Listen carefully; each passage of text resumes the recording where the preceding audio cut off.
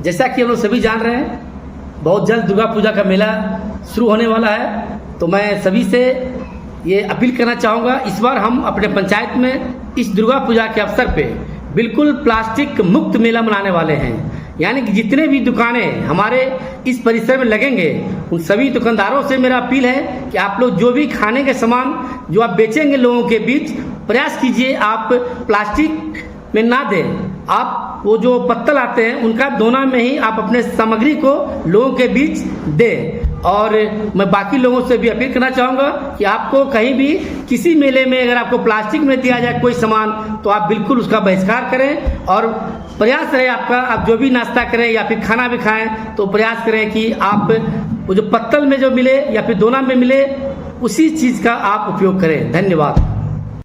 चीज़ भी है लेकिन बहुत हानिकारक भी है। अभी इसका डायरेक्ट सेहत पर ये प्रभाव पड़ रहा है कि माइक्रो पार्टिकल्स प्लास्टिक के हमारे लंग्स में और शरीर के अन्य भागों में जमा हो रहे हैं, जिस कारण फेफड़े की बीमारियां बढ़ जाती हैं और जो डेथ इन्हेंस हो जाता है 10 साल 5 साल पहले जिन लोगों को आस्थमा की बीमारी है, क्रोनिक ब्रोंकाइटिस की बीमारी है। इनडायरेक्ट इफेक्ट इसका ये होता है कि शरीर की सारी नालियाँ चुप हो जाती हैं, जिसके कारण कि सड़ा गला पानी और जमा रह जाता है और वह पानी का फ्लो नहीं शुरू हो सकता है। वहाँ बहुत तरह के जर्म्स जो है ना वो डेवलप करने लगते हैं। तो हमें डायरेक्ट और इनडायरेक्ट दोनों इफेक्ट इसका समाज पर पड़ता है, समाज की सेहत पर पड़ता है, इसलिए इसका उपयोग हमें कम करना चाहिए।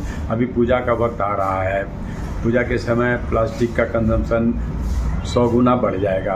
तो मैं अपील करना चाहता हूँ लोगों से कि वो प्लास्टिक का सामान कम खरीदें, प्लास्टिक के बैग में सामान नहीं लें। पूजा पंडाल वालों से भी अनुरोध है कि वो लोग भी वैसी व्यवस्था करें कि आसपास के जो दुकानदार वहाँ शॉप्स लगाएंगे वो प्लास्टिक के बैग में कुछ नहीं बेचें।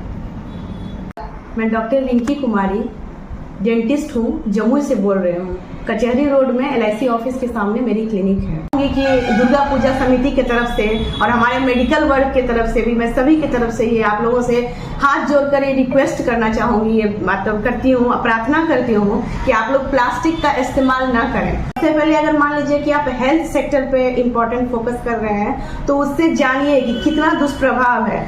अगर प्लास्टिक को हम खुले में जला देते हैं, इससे क्या होता है, कार्बन डाइऑक्साइड ऑक्सीजन में फैलता है, जिससे वायु प्रदूषण होता है, इससे भूमि प्रदूषण होगा, भूमि की उर्वरक शक्ति चली जाएगी, सांसों की बीमारियां होंगी, रिस्पायरेटरी डिसऑर्डर्स, हृदय की धड़कन बढ़ सकती है, रक्तचाप बढ़ सकती है, कार्डियोवास्कुलर डिसऑर्डर हो सकता है, लीवर डैमेज हो सकता है, लीवर की कई तरह की बीमारियां होती है, शरीर खुद ब खुद फूलने लगता है और अंत में इसका दुष्प्रभाव यहाँ तक होता है कि कैंसर तक बीमारी PVC से पाया गया। जहाँ पॉलिथीन का मतलब कि PVC का रहता है मात्रा, तो उससे एकदम डेफिनेटली कैंसर होता है। अगर मान लीजिए खुले में हम प्लास्टिक फेंक देते हैं, इससे क्या होता है, जो नाले होते हैं, सीवेजेस एंड गार्बेजेस या water of sea, ocean, river, ponds, बहुत सारे जितने भी जलाशय हैं, उसमें अगर हम फेंक देते हैं खुले में, तो क्या होता है, नाली वगैरह जाम हो जाता है, जिसके चलते भी प्रदूषण बढ़ता है। जल में अगर गया और जल के प्राणी, अगर जलाशय मछली या कोई भी जल के प्राणी इसको खा लेते हैं, उससे क्या होता है, वो पेट में सीधे खाना समझ के उसको निगल लेते हैं, उससे उसको मतलब कि कहीं ब्लॉकेज हो जाता है, सफोकेशन होता है। कभी कभी जलाशय के जो प्राणी है वो मर भी जाते हैं। जानवर जैसे हमारे पालतू पशु हैं, गाय, भैंस, बकरी, ये सब भी अगर प्लास्टिक खाते हैं तो इससे उनको चॉक ऑफ हो जाता है, डेथ तक हो जाता है। कितने बार आप यूज करें, जो प्लेट्स यूज करें या कोई भी चीज, ग्लास, बॉटल्स,